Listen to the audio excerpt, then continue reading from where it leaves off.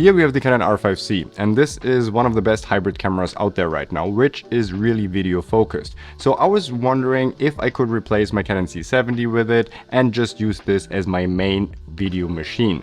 But in order to do this, it does have some shortcomings like no internal ND filters, the battery life isn't that great, so I really wanted to rig it out to a full-fledged cinema camera. And in this video, I will rig it up with you. I will walk you through all the parts, which ones I used and why I used them. My name is Damien Cooper and welcome to Monkey Pixels.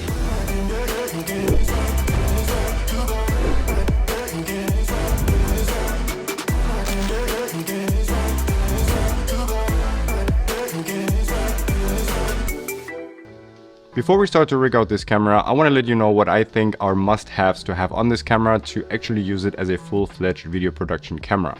So number one, we need ND filters because you can't really shoot video, especially outdoors, if you have no ND filters. And since the camera doesn't have internal ND filters, we need to find a good way to use with this camera. Another thing that's important to me is that this is a quick setup and I don't have to take too much time to change lenses or other accessories. So this is also something that I want to keep in mind when rigging out this camera. Another thing that's really important to me is an external battery source, because you can't really shoot with this camera with the internal battery for long, and the battery life is only about 30 to 45 minutes. And if you're running and gunning, shooting some kind of documentary stuff, then it's really annoying to have to change the batteries all the time. Another thing is that this might actually become my travel camera, so I also don't want to lug around different kind of batteries and battery chargers. So if I have one battery that can power my external monitor as well as the internal camera, then that is also a big bonus. Speaking of external monitors, I also want to have the option to have an external monitor that is bright and large so I can pull focus easily, I can frame my shots, expose correctly, and with the internal monitor that is too small and definitely not bright enough to shoot in daylight, I think that's not a great option. So for a full-fledged cinema rig, I want to have an external monitor as well. Another really important factor to consider is audio, because we need to find a run and gun solution where we can quickly change the levels of our audio meters and also monitor them, so that is something that we need to put into consideration as well. As an added bonus, it would be also really nice to throw this thing on a gimbal if needed and don't have to take half an hour for it, and that will be the last part of this video. So now let's actually start rigging this thing out. First things first, we need a camera cage. The R5C in and of itself doesn't really have a lot of mounting options for external monitors, top handles, microphones, etc. The cage that I chose is from SmallRig, and I have a lot of SmallRig products and I've never been disappointed, so I chose this one. And this is actually pretty sweet because additionally to all the different mounting options, it also has a smart feature, and this is pretty cool because you can actually additionally lock it in via the side strap mounting point, and that way the cage doesn't wobble, and that is actually pretty cool. Another thing I really do like about SmallRig is that most of their cages actually come with additional tools. And this is pretty cool because, well, if you need a tool and you need to tighten anything on set, you already have it built into your cage. I tried an old cage from the R5 and the R6 and those also worked very well, but this one has an extension plate on the bottom so that it extends to the now bigger portion of the back side of the camera that has the vent on it, so you have more additional points to add accessories to it, like base plates and the rod base plate that I'm actually using. And this is the next thing I want to talk about, and that is the rod mount base plate that I'm using. And this one is also from SmallRig, and we need this one to actually be able to mount our V-mount battery later.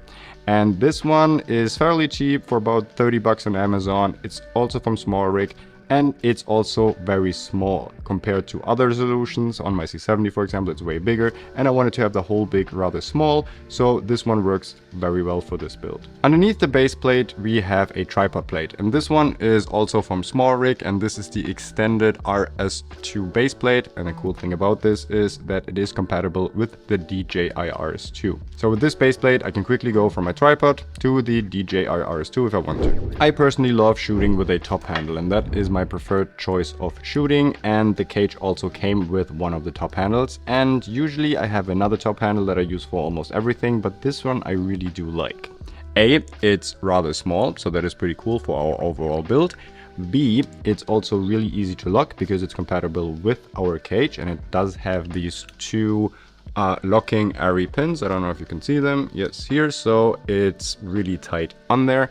The one thing I don't like about it is that usually most of the smaller cages come with an Allen wrench built in, and this one doesn't. But overall, another thing that I really like is that it comes with a cold shoe adapter on the top of it, and that is also a locked one. So if you want to use this for anything, then you don't have to worry about the mounting point sliding off. Or you can mount it to the front. Again, this also has the ARRI location pins. And the cool thing about this is that on a lot of the other top handles, you either have the cold shoe on the top of it, and then you have this other mounting options on the front of it. But when you want to mount something to the front of it, the monitor usually does get in the way of the microphone. With this one, since it's about 45 degrees angled, you have a mixture of both, and this is where I also mount my external monitor, and I will show you how in just a second. Now to our external monitor of choice. I'm using a Switch 4K 7-inch monitor, and this one is pretty cool because it features a 3000 nit brightness, and I'm using one that is also capable of using SDIs, but you don't really need that. So there's another one. I'm not sure what the actual description of the monitor is, but again, you can find it down in the description below. And this one is pretty cool, 7-inch, it's really bright, and I have two of those. I used them on my C70, I used them on my Canon C300 Mark III. If you don't want to go 7-inch because you think that's too big, I would probably use a Feel World 6-inch, because 6-inch is also a lot smaller than this one and it might fit the build better. Overall, I really do like the 7-inch option just because we don't need the EVF anymore, because this thing is really bright. I also like to focus manually a lot, so outdoors 7-inch is the sweet spot for me. Now let's tackle the ND filter solution, and here it's a little bit frustrating because you have different kind of options, and frankly none of them are really perfect, but there's some really good ones here. If you're only using EF lenses, a really good choice is the RF to EF adapter, and there's two. There's one from Mikey, and that is the one that I'm using right now, and there's also one from Canon. I chose the one from Mikey, and I'm not 100% sure if this is how you pronounce the brand, because it's way cheaper. It also comes with a clear filter, and from what I could tell online, it's basically the same thing. Maybe the Mikey is even a little bit better when it comes to color shifting on the higher levels of ND, and this is, I believe, a 1.5 stop all the way to 9 stop. So this is really cool. There is some drawbacks though. The most obvious drawback is that you can't use RF lenses with it, but again, if you don't have any, that's not a problem. The second thing is that since we're using our cage, and that is a problem with basically every cage, we can't get rid of the filter because the cage is in the way.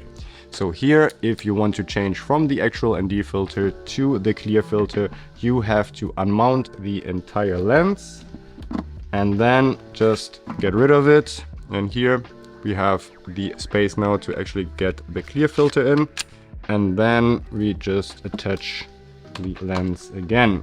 So if you find yourself in a situation where you go from indoors to outdoors a lot, and I did that on a documentary last year in Vegas, then this might become a little bit frustrating, because indoors you want the clear filter, outdoors you want a really strong ND filter.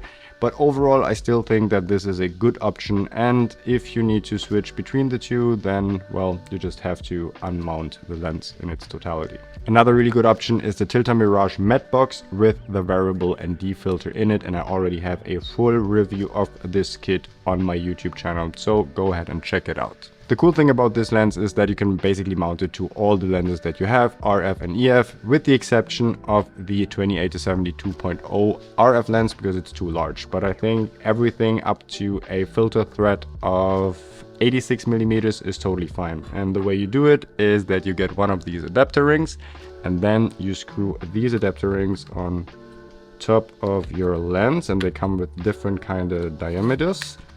And you just screw it on, and then it's really easy once you have this secured on all of your lenses to just take the matte box and you throw it on top, tighten it a little bit on the side, and here we go. Now we have an ND filter on our Canon R5C. And if you wanted to change this to another lens, it's really easy. You just take it off and immediately place it onto another lens. And if you want to go from the outside to the inside and quickly get rid of the ND filter, we pull that lever on the side and then we just pull it out. And it also comes with a nice pouch that you can attach to your belt where you can just drop it in, so it's also safe and secure. The drawbacks of this system for me is that it does have a strong green color cast, which isn't even the worst thing if you only need this one, because you can just tackle it in camera by just adjusting the white balance a little bit or just fix it in post later. The second thing is that if you constantly find yourself on a wide angle lens outside in the mid-sun, when it comes to shooting at 8 to 9 stops of ND with a wide angle lens, you do get an X pattern, but again, there's a full review on my channel for you to check out. The thing that bothers me a little bit more though is that on almost all of our shoots we use ND filters and mist filters at the same time. And with that solution, it's quite hard, because yes, you can use a screw-on mist filter and put it underneath, screw it directly onto the lens, and then put the Tilta Mirage box on top of it. And I've tried that and it works with some of the lenses, like 82mm. For smaller ones like the Sigma 50 and 35, it's not ideal. And if I want to change lenses, I also have to change the mist filters. Again, then there's no real benefit of having a quick to change matte box. To tackle that problem, I could get a rectangular mist filter that I can also place into the matte box at the same time. So then when changing the matte box from one lens to the other, I change it with the mist filter as well as the ND filter. The drawback of this is that the rectangular mist filters are pretty expensive, but you only have to buy one of whatever strength you want to, and then that's a one-time investment. The third option, if you want to use a 28-70 or if you just don't like the matte box idea, then I also did a full review on Nisi VND filters, and those are screw-on filters. They have no color shift, they have no X patterns, so that is definitely the highest quality VND filters. Again, there's a review, check it out. So if you're just fine with having screw-on filters on all of your lenses, then this is probably your best bet. And you can also combine them with mist filters. For me, I don't like using that kind of setup because I really hate screwing on and off whenever I want to change lenses, and when I want to go from the inside to the outside, just having to screw on and off all the filters all the time. But if that's not a problem for you, then go check out those as well. Next up, and this is probably the thing that most of you are the most interested in, and that is our power solution. And I'll be powering this via a V-mount battery. And I tried powering it via different kind of V-mount batteries that I use for my other setups, and it doesn't work because neither the D-tap nor the USB outs of all of my other V-mount batteries are strong enough to actually power the Canon R5C. These V-mount batteries from FX Line are strong enough to power it via the USB-C out, and that is pretty cool because if you can see here, you do have a micro USB, a regular USB-C, and a regular USB-A port. And with the USB-C port on this one, you are able to power the Canon R5C just by using a regular USB-C to USB-C cable, plugging it into the V-mount battery and into the USB-C port of your R5C. And those batteries come in 3 different strengths, in 50 watt hours, in 100 watt hours, and 150 watt hours. And just to put that into perspective, a 100 watt hour battery should give you around 6, maybe a little more than 6 times the battery power of the original LP6N battery. That battery also comes with a D-tap out, and that is used to power other accessories like the external monitor, for example. And it also comes with a display that you can just access if you press this button, and then you have information about the battery time left. So overall, I think this is a really cool V-mount battery, and I highly recommend it if you want to power your camera via an external battery source. So how do we mount this to our rig setup? We need a couple parts, and you guessed it, all of these are from SmallRig as well. And the way that I did it consists of 2 different parts. Number 1 is a regular SmallRig V-mount plate, and that is this thing, and it also comes with this bracket for rods underneath. And then we have these 15mm SmallRig rods, and I got them in, I don't know what the inch size is, and I will link it down in the description below. And they also come in a carbon finish, and that looks pretty cool as well. And the way we attach this to our rig is we just flip out our monitor, then we take our little V-mount plate and we just tighten it with the screws on the side, and that's it. That's fairly easy. And now we have a V-mount plate on our R5C. The obvious drawback here is that you can't use the EVF anymore because the battery plate is actually blocking the EVF. For me personally, that's not an issue because I never ever use the EVF when shooting video. But if you want to use both at the same time, then that is obviously not a choice for you. Another thing that's really cool and important about this rig is that it's very well balanced, and that is something a lot of people often underestimate, especially when shooting for long hours. And with that V-mount solution, this is perfectly balanced. So you can shoot with it for longer hours.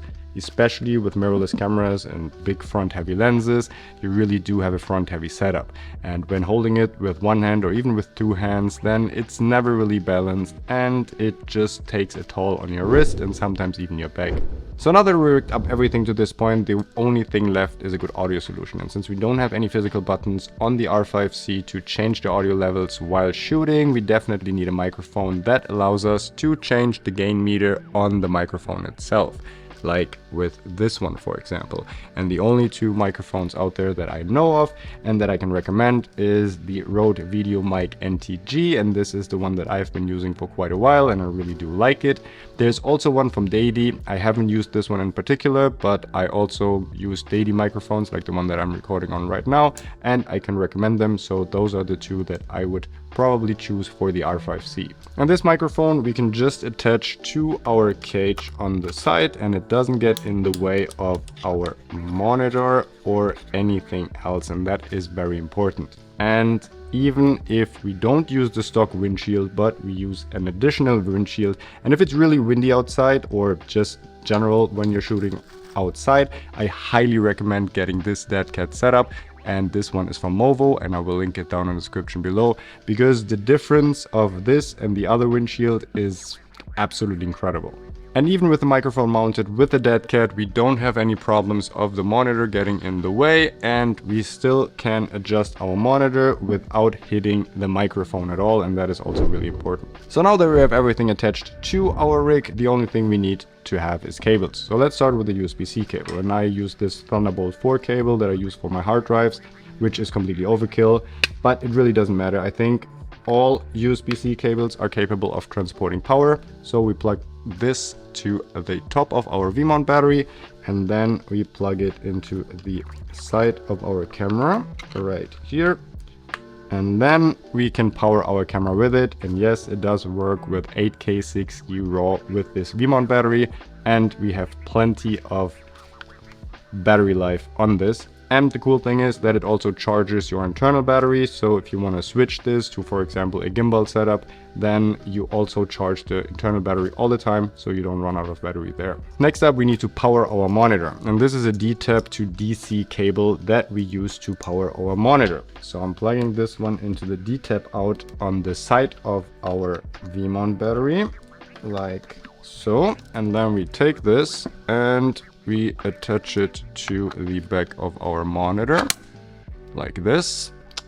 And now the monitor doesn't need a battery, and that is really beneficial because A, it doesn't off balance the entire setup with a big battery on the monitor itself, and we only need to bring one type of batteries and one type of chargers, actually two: the V-mount battery, V-mount charger, and the internal battery of the Canon R5C. Last but not least, we need an HDMI cable, and unfortunately the R5C only has a micro HDMI port instead of a mini or a full-size HDMI port, so I can recommend this one, and this one is from Atomos.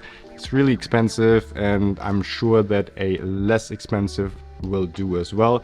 And one thing that I highly recommend is getting a cable clamp and protector for your cage as well. And this one does come with a cable clamp. Unfortunately, they sent me the wrong one, and this one is not the one for this cage in particular, but it usually does have a cable protection here, and that is really important, especially when working with micro HDMI. So you actually have your HDMI port as well as your USB-C port protected.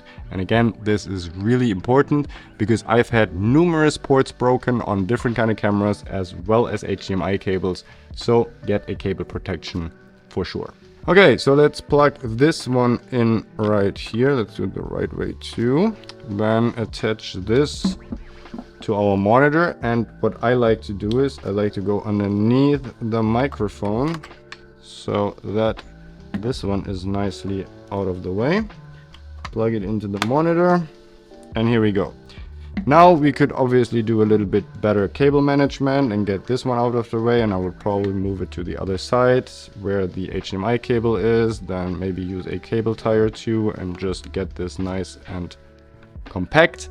But that's pretty much it. This is our well-balanced R5C camera rig with a 7-inch monitor, a microphone, a matte box, as well as a mist filter in it, we have a V-mount battery, we have everything we need, and this is really nice. And if you're really serious about video work and you want a really nice handheld video rig for the R5C that can also power it for a long time, then I think this is one of the best solutions that I could come up with. So now as an added bonus, what if you want to get all of this onto the RS2? Because this is the gimbal of my choice and it works fairly well with that setup, but not with the V-mount battery attached and all of the other stuff as well. So if you need to rig this down, then let's see how quick that is. So we unplug all of our cables, and obviously that takes a little bit longer if you have the cable ties attached to it. Then we get rid of our microphone. Then we also get rid of our top handle, and we only need to screw off the top handle and not the monitor itself if we don't want to. Then we get rid of this cable, put that aside. Then we have our camera like this. We screw these two side screws loose, and then bam, we get rid of it. And now we have our R5C just with the lens and with our base plate, the tripod plate, and our mat box. And this way it fits on our RS2 fairly easily. And there's an added bonus because we can still use our V-mount battery to power the R5C when it's on our gimbal. When using the RS2 with the Tilta Advanced or basic ring grip, and this is what I do all the time, we have great options to mount an external monitor, a microphone, as well as our V-mount battery to power everything. So here is our advanced ring grip.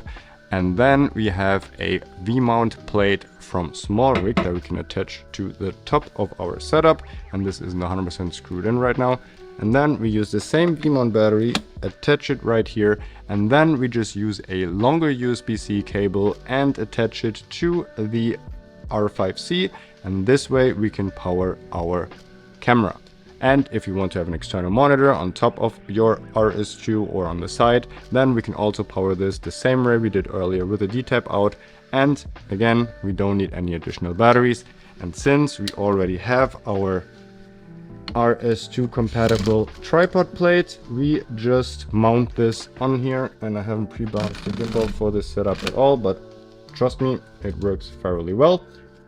And here we go. And this, again, I haven't really pre-balanced this, is a pretty cool setup that we can use, and this is actually very efficient. And with this setup you have a really good gimbal setup, and it doesn't take you too long to go from gimbal to handheld rig. So there you have it. This is how we turn the Canon R5C into a full-fledged cinema camera with everything that we need, and that is also fairly quick to go from handheld to the DJI RS2. If you want to, you can just power it with the internal batteries on the RS2 if you just want to go for a light and small setup, or if you want to have it with a V-mount battery, power the external monitor and everything with that V-mount battery, then you can also do so with the advanced ring grip. So there you have it. This was my full rig tour of the Canon R5C. Make sure to follow me on Instagram because this is where I give you quick and immediate updates when I'm testing out new rig ideas, and if I also find some flaws with current rig ideas that are already put up on YouTube. Also make sure to subscribe to this channel for more of this content, and especially the upcoming R5C full review once I have used this camera a little bit more. Hit the like button on this video because it really helps the channel grow, and I hope to see you on the next one.